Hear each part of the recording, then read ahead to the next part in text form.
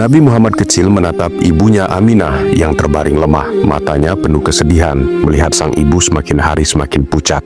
Sementara itu, seorang pria Yahudi bernama Ismail terus mengintai, membawa niat jahat untuk membinasakan Muhammad.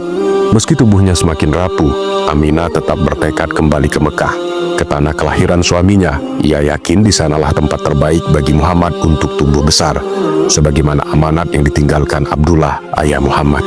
Di Mekah, paman Muhammad Abu Thalib terbangun dari tidurnya dengan hati berdebar. Mimpi buruk menghantui pikirannya.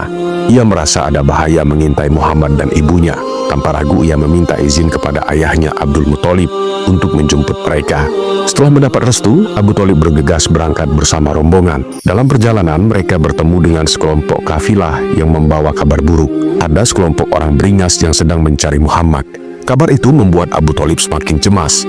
Tak lama mereka mendapat kepastian bahwa Muhammad dan Aminah sedang berada di desa Apwa. Di Apwa, kondisi Aminah semakin memburuk. Hingga suatu pagi yang sunyi, ia menghembuskan nafas terakhirnya. Kesedihan mendalam menyelimuti hati Muhammad kecil, hingga membuatnya pingsan tak sadarkan diri.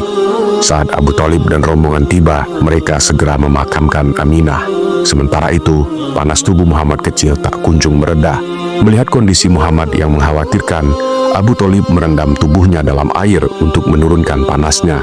Namun belum sempat mereka beristirahat, sekelompok orang suruhan musuh datang menyerang. Abu Thalib, Abbas, dan para pengikutnya bertarung mati-matian demi melindungi Muhammad. Setelah pertarungan sengit, mereka berhasil mengusir para penyerang.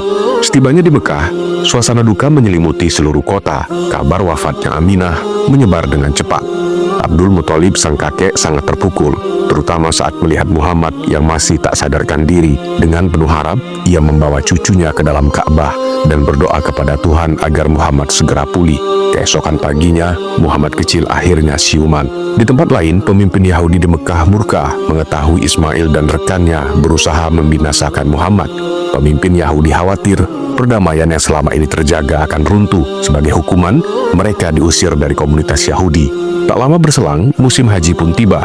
Seluruh penduduk Mekah bergotong royong membersihkan Ka'bah. Muhammad kecil ikut serta. Dengan penuh semangat, ia membantu membersihkan makam Ibrahim, batu Hajar Aswad, dan membagikan air Zam-Zam kepada para penziarah. Di tengah hiruk-pikuk ibadah haji, Abdul Muthalib mengajak Muhammad untuk ikut bersamanya. Tapi ketahuilah cucuku, aku berbeda dengan mereka yang menyembah berhala. Aku mengikuti agama yang lurus, agama leluhur kita, Nabi Ibrahim, kata Abdul Muthalib. Namun di tengah ibadah itu, tubuhnya tiba-tiba melemah. Ia tumbang, penyakit mulai menggerogoti tubuhnya.